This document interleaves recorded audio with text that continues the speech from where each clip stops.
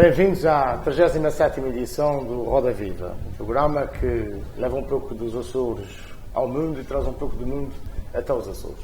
Esta semana, pouco do mundo traremos, a não ser que aquilo que se foi comemorando do Dia de Portugal em terras de Cabo Verde.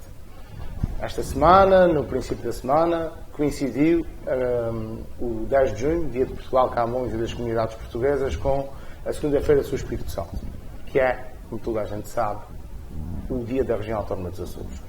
Vasco Cordeiro e Ana Luís fizeram os discursos da Praxe, em São Jorge, na Vila da Calheta, que foi escolhida este ano para estas comemorações. Pedro Gomes, do discurso de Ana Luís, pouco se pode dizer, um discurso redondo, clássico, de quem tem pouco para dizer aos açorianos, já de Vasco Cordeiro, um pouco mais arrojado, mas nem por isso tão certeiro. Vasco Cordeiro tem-nos habituado nos últimos anos a fazer discursos do Dia da Região, com soluções esdrúxulas para a autonomia, com soluções esdrúxulas para os problemas da cidadania. Este ano não fugiu à regra. Uma espécie de premiar o cidadão que é mais cidadão do que aquele que não quer ser. O que é que se pode dizer sobre essa proposta de Vasco Cordeiro? De facto, o registro dos discursos do Presidente do Governo Regional no Dia da Região Autónoma dos Açores tem sido este nos últimos anos. Vasco Cordeiro tem insistido em apresentar propostas que não passam disso mesmo, que são mal percebidas, dá a ideia até que algumas das propostas são mal pensadas, mal concebidas, e depois não se vê a tradução prática dessas propostas numa consequência legislativa, ou espera-se que esta Comissão para a Reforma do sistema regional que está a funcionar durante esta legislatura produza trabalho que até ao final da legislatura se consiga ver de facto quais são as soluções que estão consensualizadas no âmbito da reforma do sistema autonómico regional, mas o que é verdade é que não tem havido aqui uma tradução ou uma consequência destas propostas. E este discurso deste ano não fugiu a esta regra dos últimos anos. Eu direi que este discurso se pode dividir em duas partes, ou em três partes melhor. Uma parte de elogio devido a todas as personalidades e instituições que foram homenageadas pela região no Dia dos Açores. E, de facto, esta é uma boa tradição. Creio que a região continua a fazer homenagens em número exagerado. Este ano foram 29 instituições ou personalidades que foram homenageadas. Mas acho sempre bem e acho sempre relevante que haja um reconhecimento público do trabalho, da dedicação à causa cívica, à causa pública, de instituições e de personalidades com relevo na sociedade açoriana.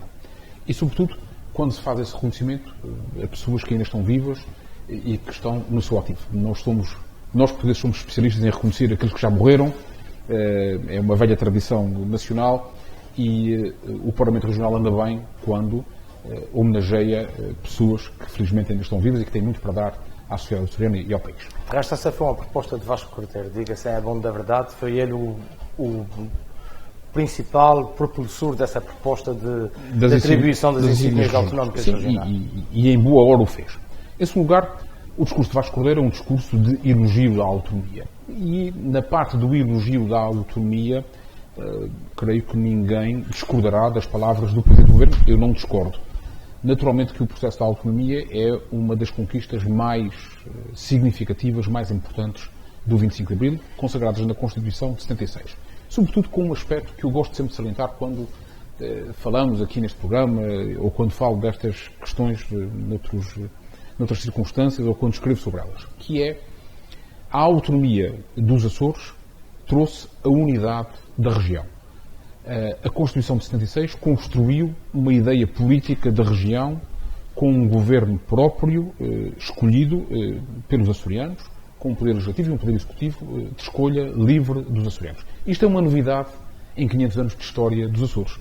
Nós teríamos que recuar ao século XVIII, ao tempo da Capitania Geral dos Açores e das reformas pombalinas que a instituíram, que é um arremedo de uma solução de governo único para os Açores, sem as prerrogativas, obviamente, do poder constitucional de 76, mas é um primeiro ensaio, pela primeira vez na história, um primeiro ensaio de um governo único dos Açores, com uma capital na Terceira, em Angra do Heroísmo, que depois gerou uma fortíssima oposição de São Miguel e que levou ao colapso desta solução 65 anos depois de ter sido instituída. Mas existe uma comunidade política Açores? Existe uma comunidade política Açores que tem sido fruto de uma construção política também ao longo do tempo. Porque a nossa realidade é uma realidade de ilhas, foi uma realidade de distritos durante muitos anos que marcaram a nossa maneira de agir e de intervir, e com a Constituição de 76 e com o regime autonómico, de facto, esbatem-se os distritos e procura construir-se uma consciência regional, uma unidade política regional. Eu creio que esse é um dos maiores adquiridos, é uma das mais luminosas conquistas da Constituição de 76, é esta construção política que não foi... que foi uma construção das elites, é preciso dizer isto, foi uma construção das elites.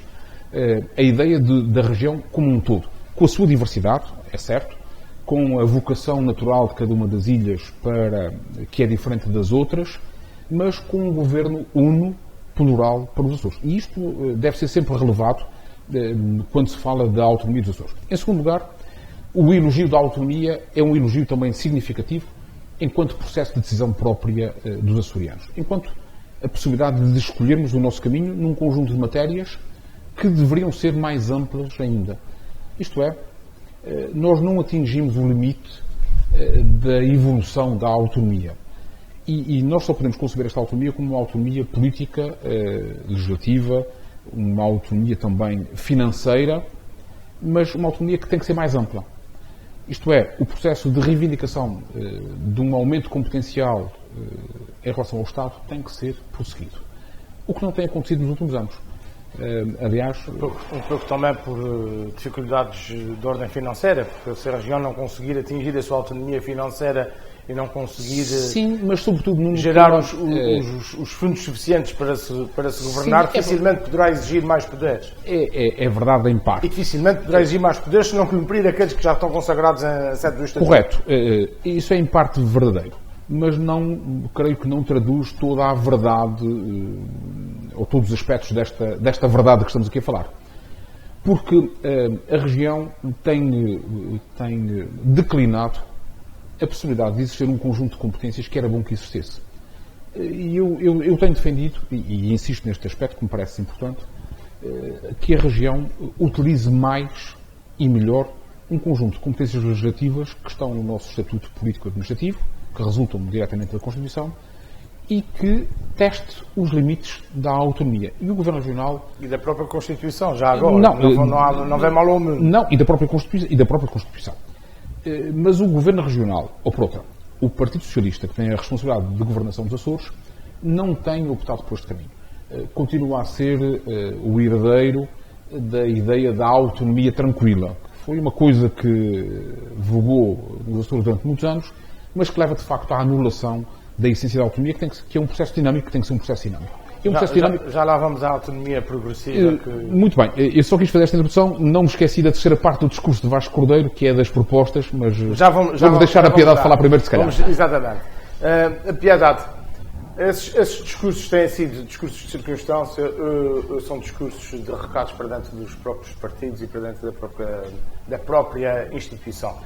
Sem esquecer essa pergunta que fiz ao Pedro. Existe, de facto, uma comunidade política Açores, ou a única coisa que nos une continua a ser o seu Espírito Santo, e mesmo assim, como dizia um velho amigo, o seu Espírito Santo da Rua da Arquinha não está muito bem com o seu Espírito Santo da Rua de Passar. Eu acho que o discurso de Vasco Cordeiro tentou aproveitar a ocasião de ser a mesma data, né, de regional e nacional, para falar um pouco desta nossa relação com o Estado, como ele designou. Desta triste coincidência que nos retirou um feriado. Por um lado é um facto, e falando do reforço da autonomia, e é um facto que ele aponta vários aspectos da autonomia, que nomeadamente a questão do mar, a questão da posição estratégica, que nós já aqui apontámos, e adiantou uma das suas propostas de criar um conselho de concertação com as regiões autónomas. E esse é talvez o lado que me parece menos adequado, que é sempre que existe a consciência de que há um problema, neste caso um não reconhecimento do continente, vamos assim falar, em relação às ilhas, tenta-se encontrar uma estrutura, uma comissão, uma organização, um grupo de trabalho, um conselho, um grupo de trabalho, para tentar aproximar... Há quem diga que é a melhor maneira de adiar uma decisão. Exato, isso já é uma frase velha. Uma realidade que não está prevista constitucionalmente e, portanto, que à partida não tem grande validade. A outra dimensão que ele tentou trazer um bocadinho numa parte do discurso que corta um pouco até o fio condutor do seu discurso foi atacar o problema da abstenção. E ao querer atacar o problema da abstenção, apontou 3 medidas ou 3 propostas, ou 3 áreas de intervenção, que elas são as 3 válidas, mas que, na minha opinião, não foram devidamente concretizadas. Uma delas tem a ver com esta questão da aproximação aos jovens e da falta de cidadania política junto da geração mais nova. A outra tem a ver com esse distanciamento entre o cidadão eleitor ou o cidadão votante e os deputados e o Parlamento e a produção legislativa, e a terceira tem a ver com a questão das pessoas que não votam ou que optam, eventualmente fazem a opção por não votar. Em relação à primeira, que tem a ver com a formação dos jovens, ele falou de uma campanha. Eu, desde logo, gosto pouco dessa expressão, né, porque uma campanha é algo que tem uma vida curta, né, transitória, e do que nós estamos a falar é de algo que é estruturante e é extremamente necessário enraizar. Mas vai ser nomeada uma comissão para essa campanha. Também vai ser nomeada uma comissão. Se por um lado nós podemos achar que é válida e é justa essa necessidade, essa consciência de que é necessário reforçar a formação, reforçar a formação política, a formação cívica dos cidadãos, a começar pelos mais novos. O certo é que existem unidades curriculares no plano de estudos, nomeadamente a unidade de cidadania, em que essa aprendizagem deve ser feita e deve ser melhorada e deve ser repensada, e eventualmente até com convidados vindos do mundo da política ativa para participarem nessas sessões. Eu não vejo como esse trabalho, essa tarefa pode ser dada aos políticos parlamentares. Inclusive, o Sr. Presidente refere que seriam os partidos com representação no Parlamento Regional. O que nós já comentamos aqui em relação às europeias, é cada vez mais aberto o leque das forças partidárias e das forças políticas. Não faz sentido nenhum que esta ligação com os jovens tenha que ser feita através daqueles que estão com assento parlamentar. Por outro lado, não me parece que os deputados sejam os arautos ou os únicos defensores da democracia e da vida política, que sejam especialistas, inclusive do ponto de vista... Bem pelo contrário. Do ponto de vista pedagógico, não parece que sejam as pessoas certas para fazerem um discurso de incentivo à participação dos jovens.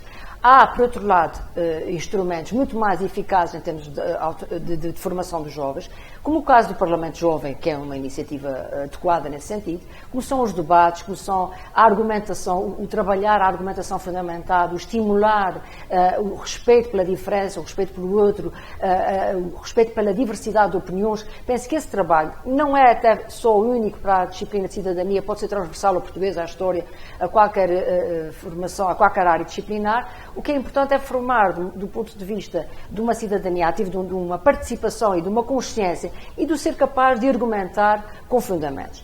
Em relação à segunda ideia, que tem a ver com a questão de aproximar o cidadão da produção legislativa, o que eu acho que está errado nessa ideia é que o Sr. Presidente coloca essa auscultação online antes da elaboração ou das proposições. Mas como é que se pode pedir às pessoas que participam na decisão, na análise e em pareceres à matéria que vai ser deliberada, se as pessoas não vão às eleições? Aí é que está a questão. Nós sabemos. Isso é uma substituição do sistema parlamentar por um sistema de democracia direta? Para quem já esteve numa autarquia, sabe bem que existe uma série de projetos, num outro registro, né? Projetos de arquitetura que vão para a consulta pública. Aliás, já falamos disso há tempos aqui nos programas. E a consulta pública é esse espaço aberto ao cidadão comum que pode se pronunciar sobre um projeto que vai ter lugar numa autarquia.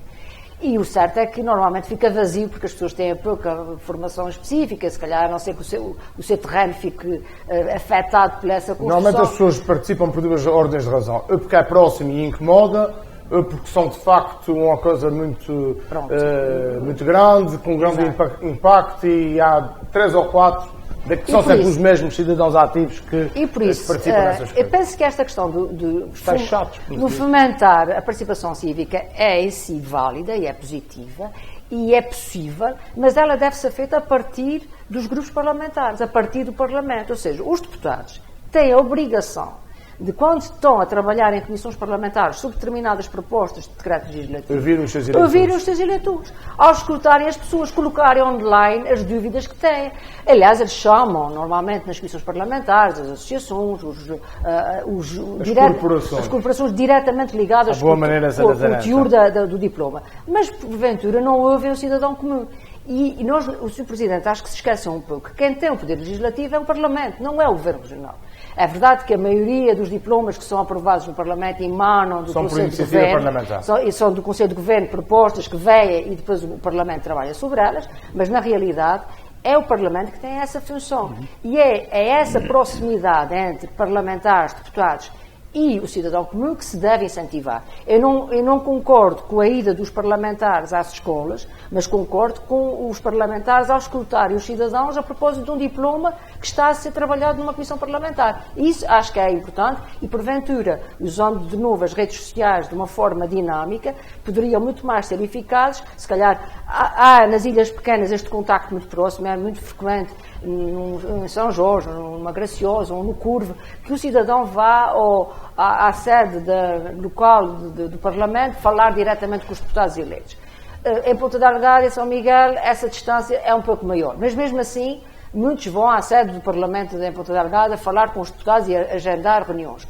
Mas o mesmo já não se passa, por exemplo, a nível de uma Assembleia da República, ou seja, a distância é cada vez maior.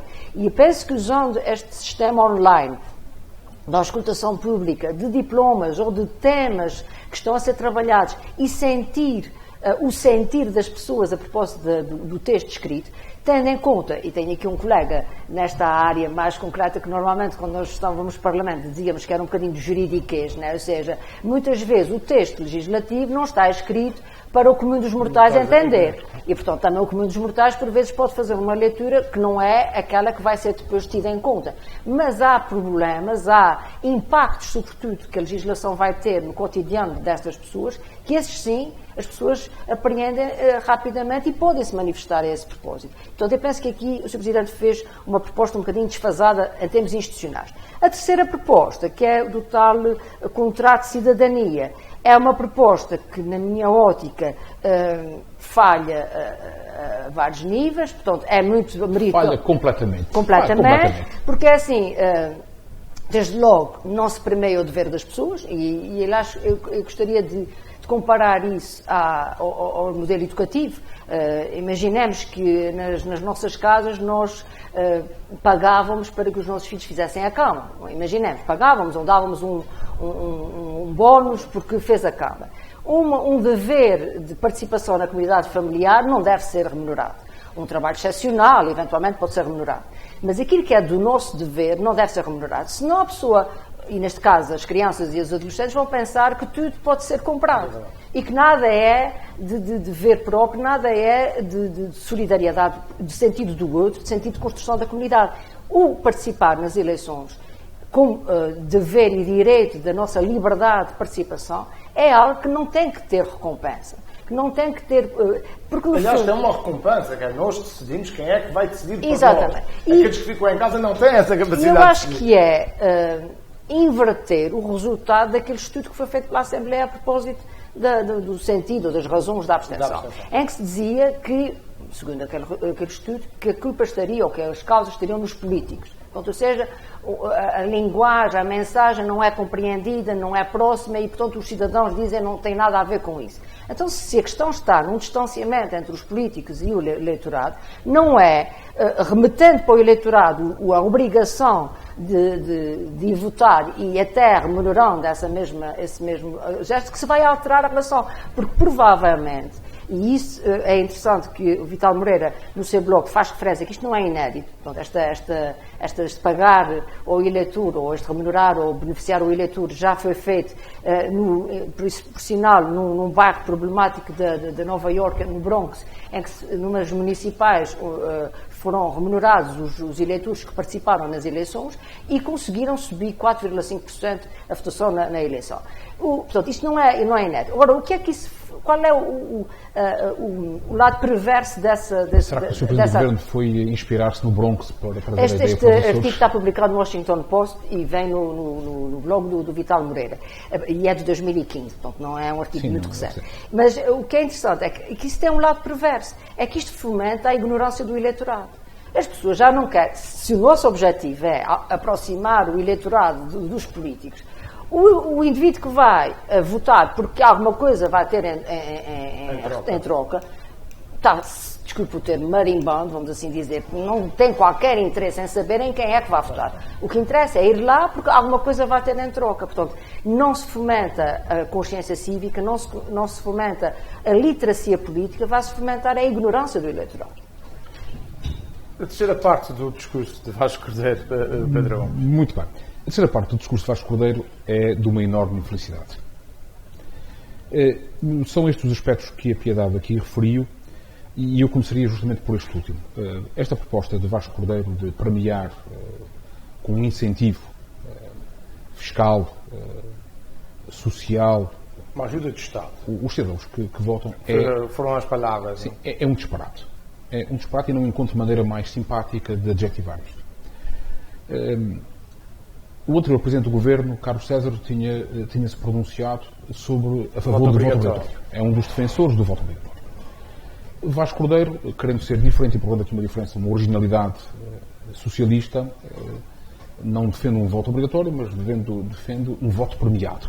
É isto, no fundo, que está aqui em causa. E para além das questões que a Piedade aqui identificou e bem, e que subscrevo... O contrato de cidadania, vamos um bocadinho mais ao cerne da filosofia política. O contrato de cidadania é o contrato social, é aquilo que nós temos...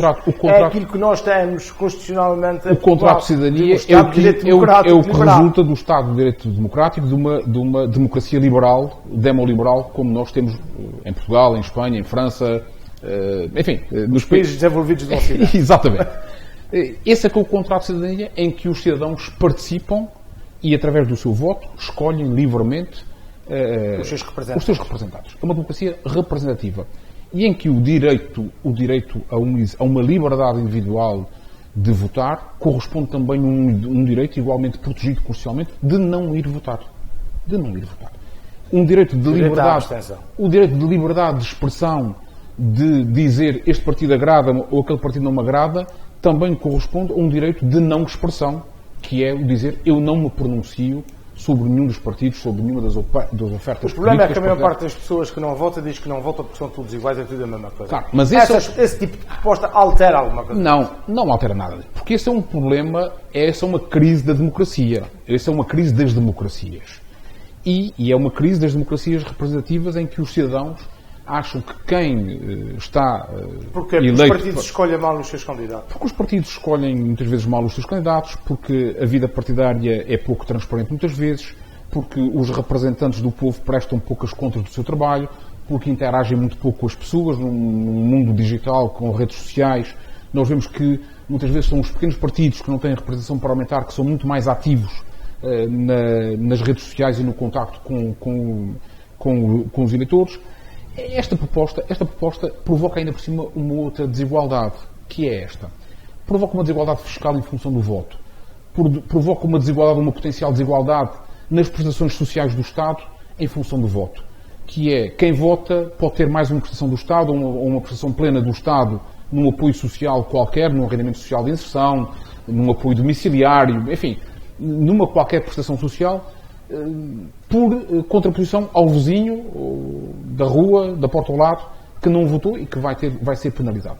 Isto levanta um seríssimo problema constitucional ao nível... não deixar de médico, se não for votar por razões de estar ausente ao nível do princípio da igualdade. Não sei se... Aliás, essas soluções de voto do eletrónico, voto antecipado, são muito mais eficazes. Muito mais eficazes, muito mais interessantes. E eu ficaria muito feliz como cidadão se o Sr. Presidente do Governo tivesse dito vamos fazer uma reforma imediata da lei eleitoral dos Açores para que nas próximas eleições se possa votar em mobilidade em todas as ilhas, em qualquer secção de voto. E a abertura a listas de cidadãos independentes, como existe para as autarquias, por exemplo. Ou a abertura de cidadãos independentes, a quebra e o fim do monopólio dos partidos nas eleições regionais. Isso, de facto, é que era uma maneira prática, direta, eficaz, inteligente saudável de estimular o voto e de combater a abstenção. Qual é a produção legislativa que existe neste momento das propostas que Vasco Cordeiro tem vindo a fazer ao longo dos últimos 5 ou 6 anos de dia da região? Elas têm desaguado na Severa, na Comissão Eventual para a Reforma do Sistema Autonómico, e esperamos que elas vejam a luz do dia, mas não vão ver seguramente a luz do dia antes das próximas eleições legislativas. Isto é,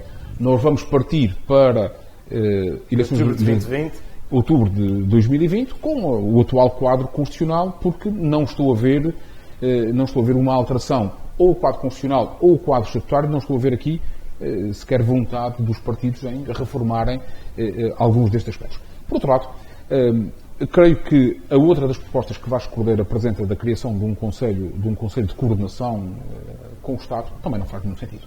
O que faz sentido é a região, primeiro, exercer bem as competências legislativas que tem e nos vários domínios. O Presidente Vasco Cordeiro dizia e dava o exemplo das questões do mar. Bem, mas a questão do mar é emblemática da inação da maioria parlamentar no Parlamento Regional. O Parlamento Regional tem a possibilidade de apresentar na Assembleia da República uma anteproposta de lei, aprovar no Parlamento dos Açores e enviá-la para a Assembleia da República, uma anteproposta de lei para definir as condições de gestão partilhada do mar do açoriano com o Estado. O Parlamento dos Açores fez isto? Não. A maioria socialista dos Açores tomou a iniciativa de apresentar... Era uma proposta que poderia ter o apoio dos outros grupos parlamentares. Com certeza que sim, esta é uma questão regional, uma questão de interesse estratégico da região. É uma proposta estruturante para a autonomia, porque tem a ver com a gestão do nosso mar. Então, o Parlamento não exerce uma competência que tem de propor à Assembleia da República como é que, na visão dos Açores, o mar deve ser partilhado com a República, a gestão do mar deve ser partilhada com a República. Estamos à espera que Lisboa nos diga como é que deve ser. Como é que vai ser? E vimos reclamar uma constituição de um grupo, uma comissão de coordenação com o Estado para discutir, sabe-se lá o quê? O sexo dos anjos, seguramente. Porque há coisas que não podem ser discutidas desta maneira, porque não levam a... O Tabará diz que é anticonstitucional, então teria que passar por uma alteração da Constituição. Naturalmente que teria que passar por uma alteração da Constituição. Já não vou sequer a esse pormenor. Agora, o conceito em si de estarmos aqui sentados a uma mesa a discutir com o Estado, com grupos de trabalho, na lógica de grupos de trabalho entre secretários regionais e um dia qualquer a nível de diretores regionais e diretores gerais, que era onde isto iria acabar, não faz nenhum sentido. A região tem é que pôr pés ao caminho, do ponto de vista legislativo, puxar dos seus galões e os deputados têm de facto que exercer melhor as suas competências legislativas, porque nós de facto não fazemos isto. Depois, creio que a ideia também desta campanha, enfim, tem uma simpatia, merece uma simpatia, mas não mais do que isto, porque não estou a ver o Governo Regional e os senhores secretários regionais de braço dado com os deputados a irem ao Parlamento Regional ou às escolas da região fazer campanha para ser. Aliás, eu estava aqui a lembrar-me que há pelo menos uma resolução aprovada no Parlamento da Iniciativa do PCP que previa que o hino da região e a letra do hino fossem distribuídos às escolas como forma de reforço. Já foi distribuído um kit autonómico. Pois, mas não passou disto. Este kit autonómico não passou disto. Não se fez mais nada. Esmoreceu, perdeu-se no tempo. A democracia não passa por aí. A aprendizagem da democracia passa por comportamentos, passa por atitudes, claro. Passa por formas de estar em espaço público, passa por aprendizagem, trabalho em grupo. E faz-se muito desse trabalho nas escolas. Quer dizer, eu acho que tem de se potenciar. É esse sentido. A disciplina de cidadania tinha essa obrigação. E todas as disciplinas têm. E as estratégias pedagógicas hoje em dia favorecem muito este sentido de fazer emergir até as lideranças naturais, digamos assim, jovens que dentro da própria escola têm a capacidade de liderar, capacidade de comunicar em público. Hoje em dia, cada vez mais as chamadas pedagogias ativas, com a apresentação de trabalhos, com debates durante as sessões, faz-se isso no secundário, faz-se isso no ensino superior e é por essa via que os jovens tomam consciência do seu próprio pensamento. Isso é que é importante. Piedade. A Piedade refere um bocadinho aqui, e bem, o exemplo do Parlamento Jovem como uma forma interessante de educação para a cidadania e para a democracia, e no nosso caso para a autonomia. Mas há uma pergunta que me estava a Até porque não há autonomia sem cidadania. Naturalmente. Corremos o risco de a perder. Exatamente. Uma pergunta que assaltava o meu espírito quando a Piedade se referia ao Parlamento Jovem. Há, anualmente, nas várias sessões do Parlamento Jovem, do secundário e do ensino básico, propostas que são aprovadas no Parlamento Regional, que depois seguem para a participação na Assembleia da República. O que é que a região faz das propostas que os nossos jovens deputados por um dia que se sentam no Parlamento dos Açores, nas cadeiras onde se sentam os deputados à Assembleia Legislativa, o que é que a região faz das propostas destes jovens?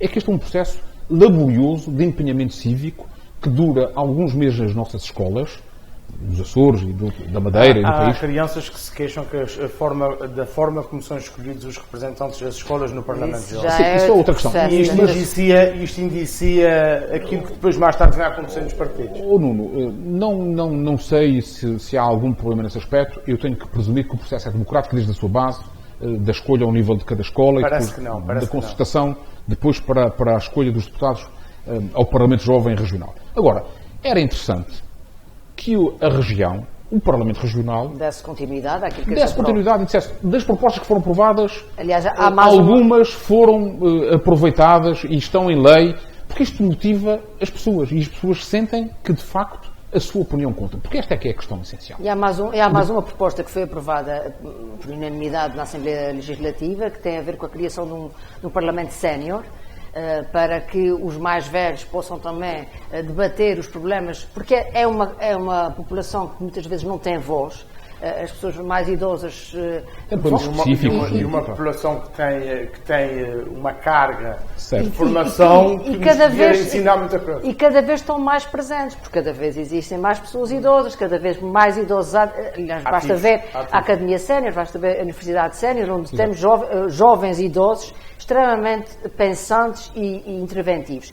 E essas pessoas também poderiam dar um contributo para a gestão da nossa região. Mas há um fenómeno interessante. Eu acompanhei o Parlamento Jovem durante 3 anos. E houve, de facto, miúdos que se evidenciaram. E eu segui as carreiras desses miúdos a partir daquele dia. Aquele dia que me marcaram, eu estava lá como deputado para os receber. Nenhum deles seguia a carreira política. Porque eram vacinados. Mas eu gostava ainda de acrescentar uma outra coisa, que tem a ver com este aspecto do Parlamento Jovem, de saber para que servem as propostas e da opinião das pessoas contar ou não contar. Isso é que é importante. Isso é que é importante. Porque, e para ligar este aspecto, há outra proposta, a terceira proposta que o Presidente Vasco Cordeiro fez, de que as iniciativas legislativas e regulamentares do Governo iam ficar em consulta pública e debate pública, audição pública num 30 dias num site serem levadas a Conselho de Governo. Muito bem. Sobre isso queria dizer duas coisas. A primeira, um aspecto não é novidade e o outro é uma irrelevância. Qual é que não é novidade? Os projetos de decreto regulamentar regional não são atos legislativos, são regulamentos. E aquilo que o Sr. Presidente do Governo anunciou com pompa, circunstância, num momento solene, decorre já desde 2015 do Código de Procedimento Administrativo, artigo 98 do Código, que diz que todos os projetos de regulamento têm que ser colocados à discussão pública.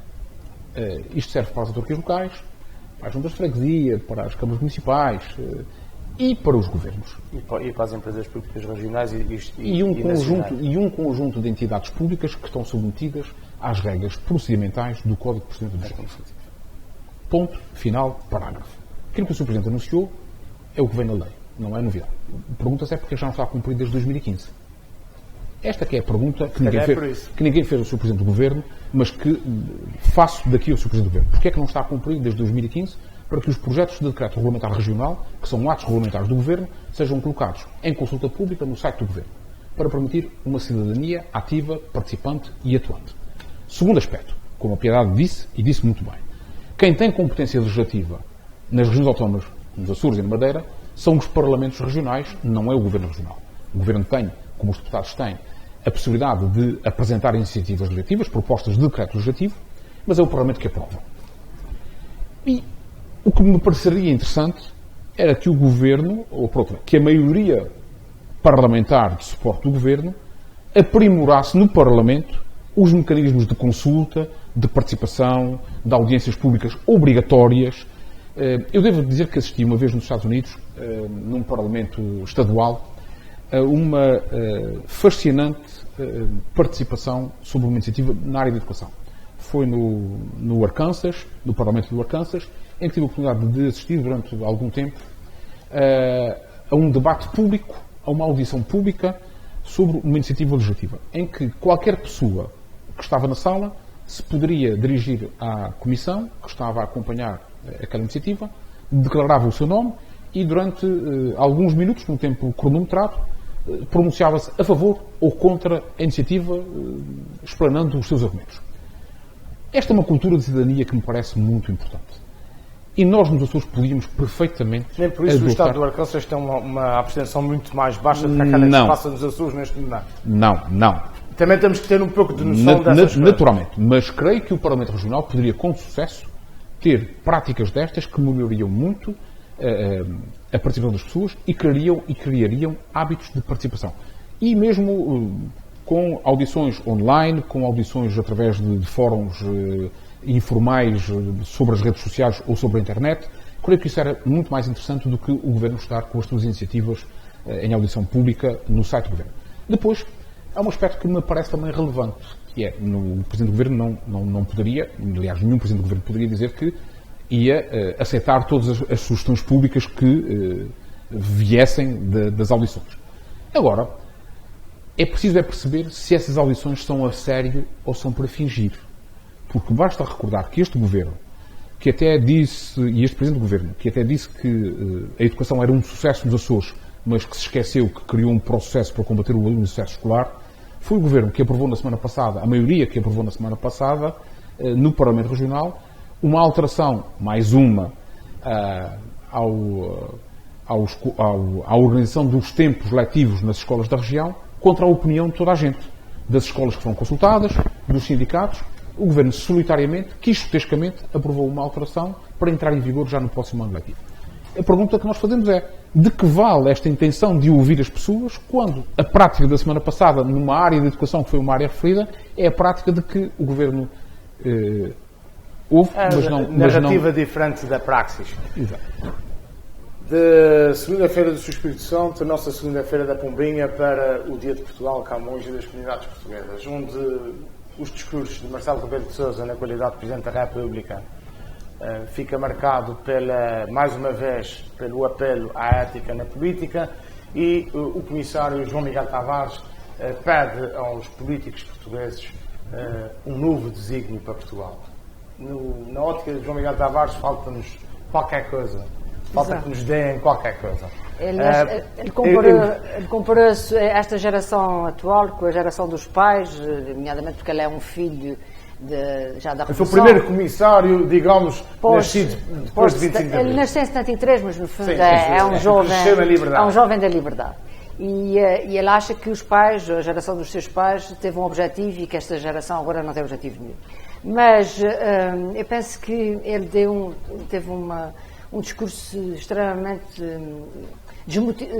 baseado na desmotivação e uma certa lamúria que contrastou com o discurso do Presidente da República, que tentou falar do otimismo e da excelência de alguns portugueses, inclusive identificou 3 portugueses de referência: António Guterres, António Vitorino e Márcio Centeno, portanto, como figuras que estão em instituições internacionais e que nos honram a nível internacional, e enquanto que o João Miguel Tavares falou do desinteresse pela política e colocou aquela eterna oposição entre eles, os políticos, que não fazem, que não agem, e nós, os cidadãos, que somos, no fundo, vítimas desses políticos.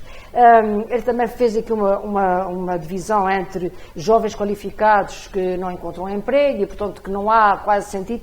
Ele fez-me lembrar uma letra de uma música do Rui Reininho que sempre me incomodou muito, que é uma letra de 1996, que diz o seguinte: vou ler: mais vale nunca mais saber, mais vale nada, nunca mais querer, mais vale nunca mais crescer. E este lado derrotista de dizer aos jovens: não vale a pena crescer, não vale a pena lutar, não vale a pena querer ser nada, é extremamente, para mim, decepcionante. Aliás, o João Miguel Tavares chega a dizer: não sei se dizer aos meus filhos para estudarem, porque não sei, mas certamente que não estudar é pior, não é? Exatamente. Mesmo que seja mau. E se há exemplo que nós temos que dar aos filhos, é que há situações difíceis, mas a resistência, a resiliência e a encontrar o seu próprio caminho, a encontrar o seu próprio objetivo, mesmo no meio das dificuldades, é sempre algo que vale a pena. Pode não valer a pena no imediato, mas vale a pena a médio ou longo prazo. E nós só conseguimos, nós próprios só conseguimos dizer que valeu a pena os esforços que fizemos no passado, e esta pedagogia do esforço e da construção de objetivos, penso que é a pedagogia do desportista, é a pedagogia daquele que tem metas e tem objetivos a defender. E estas comemorações também foram muito sui generis com este comissário, porque tivemos, de um lado, o Presidente da República a tentar puxar o país e a tentar, apesar dele, como disse, nós não podemos esquecer dos erros que cometemos e das dificuldades, mas o país tem que avançar. E isto aconteceu também no Mindelo, onde as comemorações foram terminar, né, em Cabo Verde, onde João Miguel Tavares volta a fazer um discurso extremamente desconcertante, que incomodou quer o Presidente da República, quer o Presidente de Cabo Verde, quando vem recuperar a velha máxima do país colonizador, do país que não soube acolher os imigrantes que saíram de Cabo Verde e, inclusive, comparou a atitude dos portugueses a acolher os cabo-verdianos, dizendo que nós, no país, continente, não abrimos as portas ao elevador social aos cabo-verdianos, mas damos as escadas para eles limparem. Isto é esquecer que a imigração de Cabo Verde fez-se por várias fases, várias levas, que há cabo-verdianos bem integrados na sociedade portuguesa. Claro que há aqui um fator que é o fator da mobilidade social, que é a questão da educação. Há, infelizmente, como também muitos dos nossos emigrantes... Também é uma atitude sobranceira de João Miguel Tavares. Evidente. Porque quando ele nasceu, muitos portugueses lavavam as escadas em França Exatamente. e no Canadá e na América. Isso, e portanto nós também tivemos muitos emigrantes com baixo nível de escolaridade que também não foram bem acolhidos em países por onde foram emigrar. E portanto, a questão, aliás, foi isso que o Sr. Presidente da República depois agarrou na tentativa de dizer, de improviso, para tentar compensar um bocadinho o desconforto, até porque o Presidente de Cabo Verde, nas suas declarações, gaguejou, dizendo que tinha um papelinho com algumas declarações, mas que ia dizer outra coisa, ou seja, eu não acho, não é simpático, não é honroso para o país irmos terminar as comemorações do dia 10 de junho em Cabo Verde e desconcertar desta forma os cabo-verdianos, dizendo um bocadinho que o sonho que alguns dos cabo-verdianos tiveram ao emigrar para Portugal na tentativa de melhorar a sua vida, já morreu, ou nunca conseguiu vingar. Ele foi... E resta saber se não é melhor levar as escadas em Lisboa do que passar fome na cidade de Mindelo. Há uma imagem que é uma imagem que o Monte Amaral citou e que é uma imagem de Miguel Torda, que o português é resingão. E, portanto, o João Miguel Tavares usou esta imagem do português resingão, e eu vou citar o que ele diz, o Miguel Torga dizia que os portugueses são uma coletividade pacífica de revoltados. E eu acho que esta imagem dá bem a ideia de que falamos, mas depois quando se trata da ação, ficamos em casa. E sobretudo aquela ideia de que se há muito para mudar em Portugal, cada um de nós pode o fazer também. E acho que esta ideia de que a mudança e que a democracia não é dos políticos, mas é de um povo que a reconhece como o melhor sistema para se viver em sociedade, eu acho que é importante devolver esta democracia às pessoas, devolver o seu papel de ativos na construção de um país melhor. E isto obriga-nos a estar acordados, não a estar desmotivados e dizer vou desistir porque eu não posso fazer nada para mudar. E eu penso que foi essa a mensagem que ele passou. Pedro Gomes, foi essa a mensagem que o João Miguel Tavares passou, ou pelo contrário fez aqui uma espécie de atirar de pedradas ao charco para ver se a coisa muda? Embora eu tenha sempre algumas reticências em relação a esses cidadãos, que são muitos cidadãos, criticam muito os políticos, mas no fim de contas nunca se alistaram num partido, nunca fizeram por ser candidatos a nada, nunca foram candidatos a nada e nunca desenvolveram atividade política partidária. Não subscrevo essa observação, porque acho que aqueles que criticam os partidos não têm a obrigação de se filiar em qualquer partido para tentar melhorar a sociedade. E nós sistema, não é? Reconhecendo a importância dos partidos numa sociedade democrática como a nossa, como eu reconheço, creio que a participação democrática e a construção da democracia não se deve limitar aos partidos e a outras formas de expressão. E o exercício da liberdade... Não há uma responsabilidade de jornalistas e dos cronistas nesse processo? Há, com certeza, de todos aqueles que intervêm no espaço público também. O João Miguel Tavares intervém... É da polis, é um político. Semanalmente, em várias plataformas e produzindo opinião. Eu creio que o discurso do João Miguel Tavares é um discurso que agita consciências. Não estou a dizer que adiro a todo o discurso, percebo que o João Miguel Tavares sendo um filho da liberdade, de um comissário da liberdade, portanto, um comissário de 10 de junho, nascido já em liberdade, e o discurso dele traz a preocupação comum dos cidadãos, de uma linguagem muito comum. O que é que ele nos diz? É verdade que ele depois peca quando faz ali a dicotomia do nós e eles. Nós cidadãos, nós que somos cidadãos, eles políticos que desvirtuam o mandato, eles políticos que não estão identificados, eles políticos que não respondem perante as pessoas, eles que não nos representam bem. Naturalmente que isto é um toque populista neste discurso, claramente, não há como fugir aqui disto. E este é um discurso que perpassa na sociedade portuguesa. Este é um discurso da tendência atual na sociedade portuguesa e na sociedade europeia.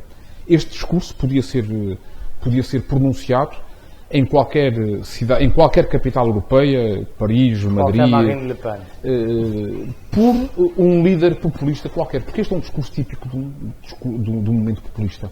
Quer dizer, as instituições não estão a representar bem as pessoas, as instituições não estão a representar os cidadãos e nós precisamos sacudir isto. É isto que o João Miguel Tavares vem dizer. Ele não deixa de ter razão em algumas coisas. Atenção. Ele não deixa de ter razão quando fala da corrupção, quando fala de que a meritocracia parece que não é premiada, quando há privilégios distribuídos só por alguns, quando as famílias com nome ocupam, enfim, se calhar as famílias vocacionadas para o serviço público, como dizia alguém há algum tempo atrás, ocupam determinados lugares da administração pública e lugares de topo da administração pública. Isto tudo são problemas que as pessoas sentem e que fazem com que a democracia portuguesa esteja sob stress. E João Miguel Tavares deu voz, de facto, a esta poluição que existe na sociedade portuguesa. Mas até parece que o passado era melhor, não é? Não é. Agora, não deixa de ser importante que em Porto Alegre, num interior também esquecido, um jovem de uma geração nova, diferente da do Presidente da República, de uma geração bem anterior à do Presidente da República, de uma geração de quem o Presidente da República foi professor, venha pôr o dedo numa ferida e agite consciências e ponha o país a debater e a refletir. E nesse aspecto eu acho que valeu a pena a escolha deste comissário para o 10 de junho. Naturalmente que o discurso que ele faz em Cabo Verde já é diferente, com o registro que a Piedade assinalou. Uma coisa é certa, fomos aqui há mais de 10 minutos a falar do discurso de João Miguel Tavares. Naturalmente, e é por isso que eu volto a dizer... Falávamos pouco do Marcelo Rebelo de Sousa. É importante. O discurso do professor Marcelo Rebelo de Sousa, do Presidente da República, foi um discurso expectável, um discurso de unidade nacional, um discurso de orgulho da Portugalidade, da língua portuguesa e de uma língua portuguesa que ultrapassa as fronteiras de Portugal. E o Presidente da República tem se empenhado muito nisto ao longo do seu mandato. E esta celebração sempre do 10 de junho em Portugal e fora de Portugal, em países de língua oficial portuguesa ou onde há comunidades portuguesas, é de facto um aspecto importante para a construção de uma Portugalidade que vai para além dos limites geográficos do país e que vai para além de um conceito jurídico de nacionalidade. Aos discursos de Marcelo Rebelo de Sousa certamente vamos voltar nas próximas semanas, porque ele é omnipresente na política portuguesa. Esta semana temos uma sugestão de leitura que quem nos vai deixar é a Piedade Lalanda. Pois eu trago-vos aqui um livro da Agostina Bessa Luís, se calhar não podia deixar de o fazer. Ela morreu há pouco mais de uma semana, aos 96 anos. É considerada uma das mais importantes escrituras contemporâneas e tem 60 obras publicadas, 8 das quais adaptadas ao cinema. Esta é uma das suas obras, que tem por título As Pessoas Felizes. É uma obra que retrata a burguesia do Porto, nos últimos tempos do Estado Novo, e os personagens de alguma forma representam este final, esta felicidade, mas que era vivida de uma forma fechada, em que há uma figura que tenta trazer o pensamento crítico, a vida interior, a liberdade de expressão, e isto desinstala essa burguesia do Porto. A Agostina Bessa Luís consegue, por isso, transpor por este livro os tempos de transição que se viveram entre 73 e 75. O livro foi publicado em 75 na sua primeira edição. Esta é a terceira edição, publicada pela editora Relógio d'Água, e tem um prefácio de António Barreto. E foi assim o Roda Viva desta semana. Piedade Lalanda, Pedro Gomes, muito obrigado aos dois. Já sabem, nós voltamos para a semana nos canais do costume, nos horários do costume, e até lá, haja saúde.